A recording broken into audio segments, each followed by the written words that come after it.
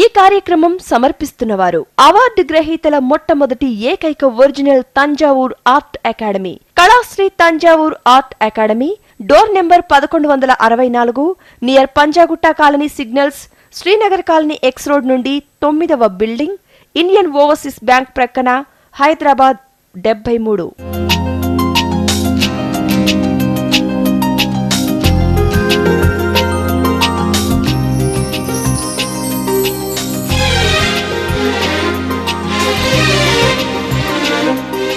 ప్రతి శనివారం ఇదే సమయానికి రాహుకాలం దాటిన వెంటనే మీ ఇంట్లోని రాహు ఛాయని, శని ఛాయని తొలగించే ఉద్దేశంతో మహిమాన్వితమైన దేవతా చిత్రాల గురించి, అందులో దాగిన పరమార్థ సంకేతాలు, ముద్రల గురించి, లక్ష్మీకరమైన దేవతా చిత్రాల పరమార్థాన్ని తెలుపుతున్నాను. కొందరు ఫోన్ల ద్వారా ఆ మంత్రం మరొక్కసారి చెబుతారా, ఆ మంత్రం ఏదో మేము కరెంట్ ఆఫ్ అయిన వెంటనే వినలేకపోయాము అని అడుగుతుంటారు. ఏ మంత్రమైనా దానికంటూ ఒక పవిత్రత ఉంది, దానికంటూ ఒక సమయం ఉంది.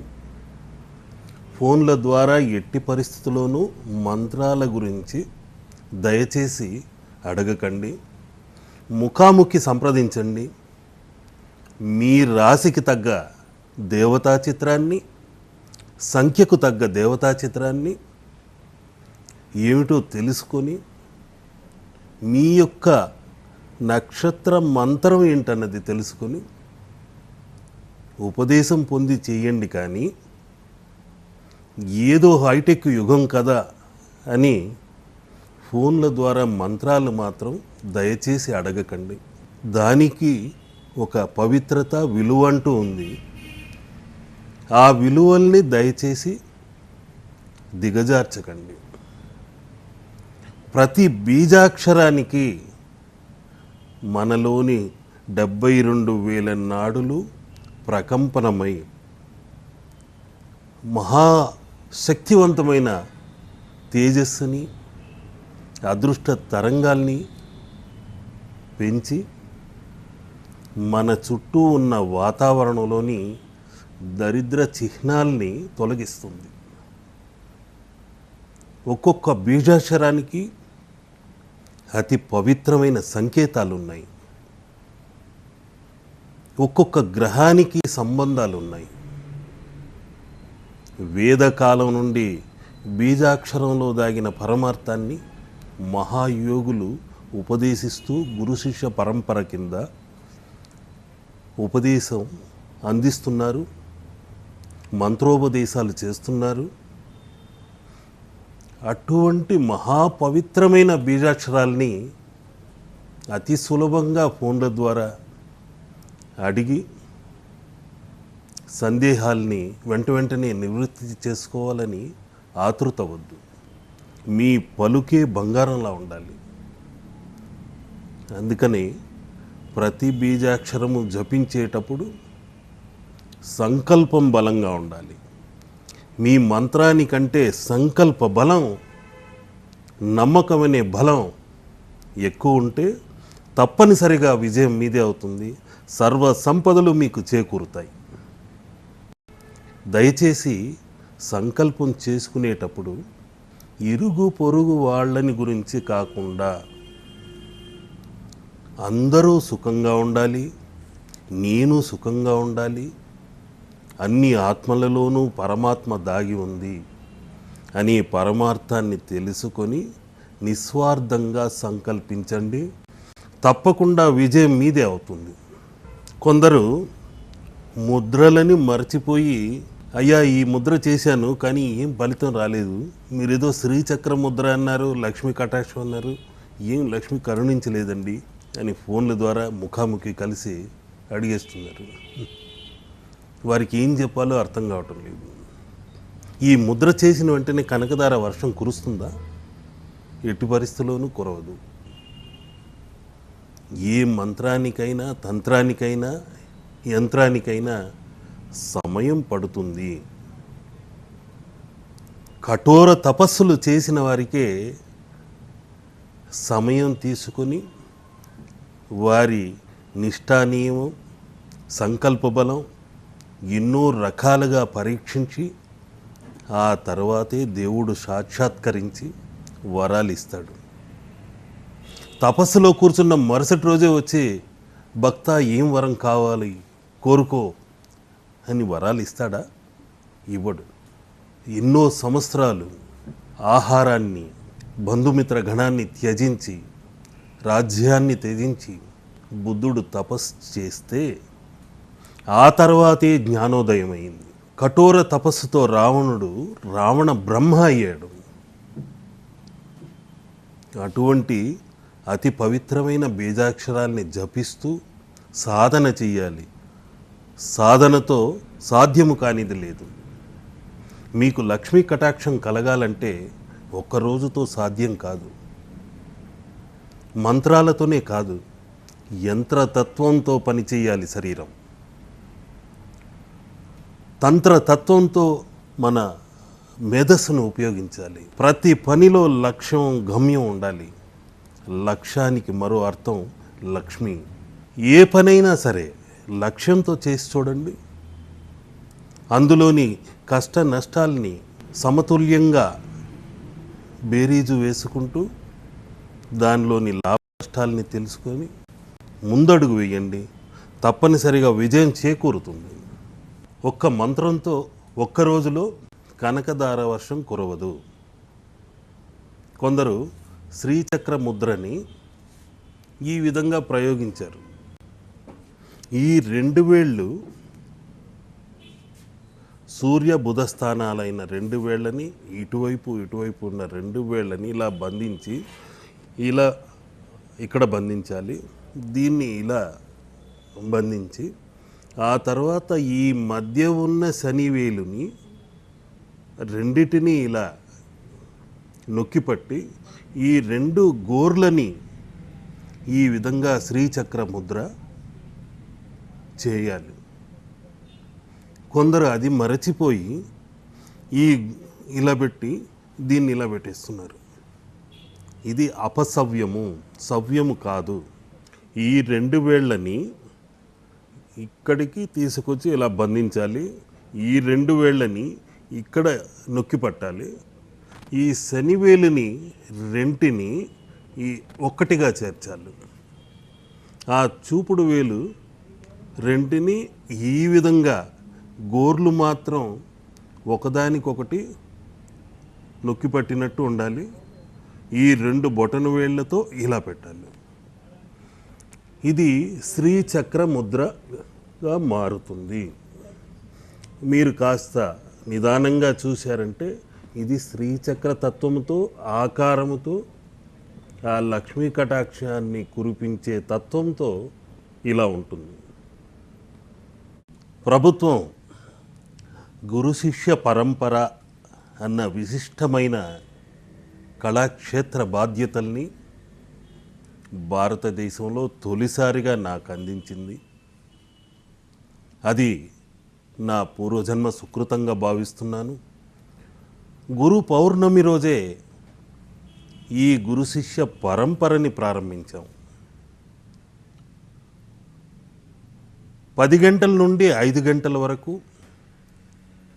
నా శిష్యులకు చిత్రకళలోని మెలకువలని, సంకేతాల్ని, ముద్రలని తెలుపుతూ వారికే కాదు అందరికీ తెలియచేయాలనే తపనతో ఈ కళా సిరి ద్వారా ప్రతి ఇంట కళల సిరి పంట పండించాలని ఆ ముద్రలను, సంకేతాలను తెలుపుతున్నాను. శ్రీ ఆదిశంకరాచార్యుల వారి గురు శిష్య పరంపర ప్రారంభమైంది.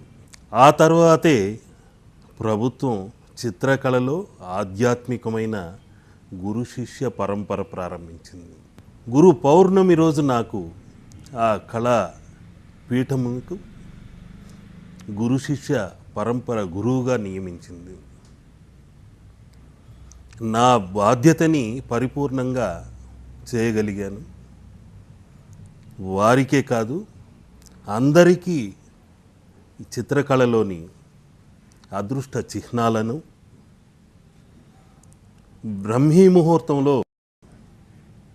ఏ విధంగా తయారు చేయాలి, ఒక్కొక్క నక్షత్రం రోజు ఏ ఏ దేవతామూర్తిని ఏ ఏ ముద్రలతో చిత్రీకరించాలి అని వివరిస్తూ వస్తున్నాను. అన్ని దానాల కంటే విద్యాదానం గొప్పదని, నాతో ఈ కళలోని ముద్రలు సంకేతాలు ఆగిపోకూడదని, ప్రపంచంలోని మరెందరికో ఇది మార్గదర్శకం కావాలని మీ ముందుకొచ్చి చెప్తున్నాను. ప్రతి విషయాన్ని మీరు గుర్తుంచుకొని మీరే కాదు ముందు తరానికి కూడా అందచేయాలని మనసా వాచ కోరుకుంటున్నాను. అదృష్ట కళల ఆలయం నిర్మించాలని కళలు కంటున్నాను.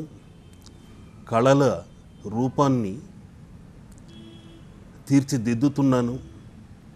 నా శక్తి మేరకు కొన్ని విగ్రహాలని కూడా తయారు చేస్తున్నాను. తరతరాలు ఆ కళల ఆలయం అదృష్ట వరాలనిచ్చే ఆలయంగా ఉండాలని స్థలం గురించి కూడా అన్వేషిస్తున్నాను. అదృష్ట తరంగాలు పంచభూత తత్వంతో మంచి ఎనర్జీ, పాజిటివ్ ఎనర్జీ ఉన్న స్థలం గురించి సుమారు 25 ఏళ్లుగా వెతుకుతున్నాను. ఆ స్థలం, ఆ కళల ఆలయం ఎక్కడ నిర్మితం కానుందో ఆ అమ్మవారికే ఎరుక. ఉర్లీ గణపతి ఎలా ఉంటుంది, ఏమిటి అని ప్రశ్నిస్తున్న వారికి ఈ విధంగా ఉంటుందని చూపిస్తున్నాం. గణపతిని నీటిలో ఈ విధంగా ఉంచాలి. ఆ గణపతి పంచతాళ ముద్రతో తయారు చేసిన, ఆ కొలతలతో తయారు చేసిన గణపతి. కొందరు తొండం ఎడంవైపుకు ఉండాలా, కుడివైపుకు ఉండాలా అని కూడా వితండం వాదం చేస్తుంటారు. తొండం ఎటువైపు ఉన్నా తప్పు లేదు. కుడివైపు ఉంటే లక్ష్మీ గణపతి, ఎడమవైపు ఉంటే మోక్ష గణపతి. లక్ష్మీయే కావాలి అని స్వార్థంగా ఆలోచించకుండా మోక్షాన్ని కూడా కాంక్షించండి. ఆయన తొండం ఎటువైపు ఉన్నా తప్పు లేదు. అనవసరమైన సందేహాలకు వెళ్ళకండి. ఈ గణపతిని ఈ విధంగా జలంలో ఉంచి అదృష్ట తరంగాల్ని మీ ఇంట నింపండి. మంచి అనుకూల శక్తులు మీ ఇంట్లోని సకల దోషాలను తొలగిస్తుంది. ఆ తర్వాత సిరుల తల్లి సర్వ శుభలక్షణాలతో 4 హస్తాలతో శంకు చక్ర గద పద్మములను ధరించి ఉంటుంది. ఆమె సముద్ర రాజ తనయ కాబట్టి శంఖం అన్నది ఆమెకు ప్రీతిపాత్రమైనది. అటువంటి శంఖాన్ని మనం దేవదత్తం అనే దక్షిణావృత్తం అనే శంఖాన్ని పూజిస్తే ఆ శంఖంలో పాలు తీసి అభిషేకించిన మహా అదృష్టవంతమైనది. ఆ శంఖమే ఇక్కడున్న దక్షిణావృత్తము. అంటే ఇది దేవదత్తము అని ఎందుకు అయ్యిందయ్యా అంటే, దీన్ని ఇలా పట్టుకొని పూరించలేము. ఎడమ చేతితో దక్షిణావృత్తంగా ఇలా పట్టి దేవుడు మాత్రమే పూరించగలిగినది. ఆ పాంచజన్యాన్ని శ్రీకృష్ణుడు ఇలా ధరించి, సుదర్శనాన్ని ధరించి ఈ విధంగా పూరించేవాడు. అందుకని అది దేవుడికి మాత్రమే దత్తమైనది. దేవదత్తము అన్నారు, మనుష్య దత్తము అనలేదు. ఆ దక్షిణావృత్త శంఖ ముద్రని ఇప్పుడు మీకు చూపిస్తున్నాను. ఈ దక్షిణావృత్తాన్ని, ఈ దేవదత్తాన్ని మీరు ఎడమ చేతితో కాదు, 2 చేతులు జోడించి అతి పవిత్రంగా ఇలా పెట్టుకొని పూజించాలి. కాసేపు ఈ దక్షిణావృత్తాన్ని ఇలా 2 చేతుల మధ్య బంధించి అందులోని అదృష్ట తరంగాలని, లక్ష్మీ తరంగాలని మన 72,000 నాడుల్లో ప్రవేశిస్తుంది అని సంకల్ప సిద్ధి చేసుకోండి. తప్పనిసరిగా మీ శరీరమంతా లక్ష్మీ కటాక్ష తరంగాలు ప్రవేశిస్తాయి. మీ చుట్టూ అనుకూల తరంగాలు ఆవహిస్తాయి. దురదృష్ట తరంగాలు తొలగిపోతాయి. శని ఛాయ్ అంటూ దగ్గరికి రాదు. ఈ దక్షిణావృత్తాన్ని చూశారంటే ఒక్కొక్కసారి లక్ష్మీ గణపతి కూడా మనకు కనిపిస్తాడు. ఈ తొండము, ఆయన కిరీటము ఒక్కొక్కసారి నిదానంగా చూడాలి. ప్రతి రూపాన్ని ఆరాధించాలి. సృష్టిలోని ప్రతి రూపము లక్ష్మీకరమే. ప్రకృతి మొత్తం లక్ష్మీతత్వమే. పచ్చని పంటలు లక్ష్మీతత్వమే. ఈ శంఖము కూడా లక్ష్మీతత్వమే. లక్ష్మీ గణేశుడి తత్వం ఇది. అటువంటి పవిత్రమైన శంఖముద్రని ఇప్పుడు మీకు తెలుపుతున్నాను. ఈ శంఖాన్ని ఇలా పూజించినప్పుడు అదృష్ట తరంగాలు మీ శరీరంలోనికే కాదు, మీ మదిలోనికే కాదు, గదిలో మొత్తం ప్రవేశిస్తుంది. ఈ ముద్రని మీరు ప్రదర్శించేటప్పుడు ఈ శంఖం ఎలా ఉందో చూడండి.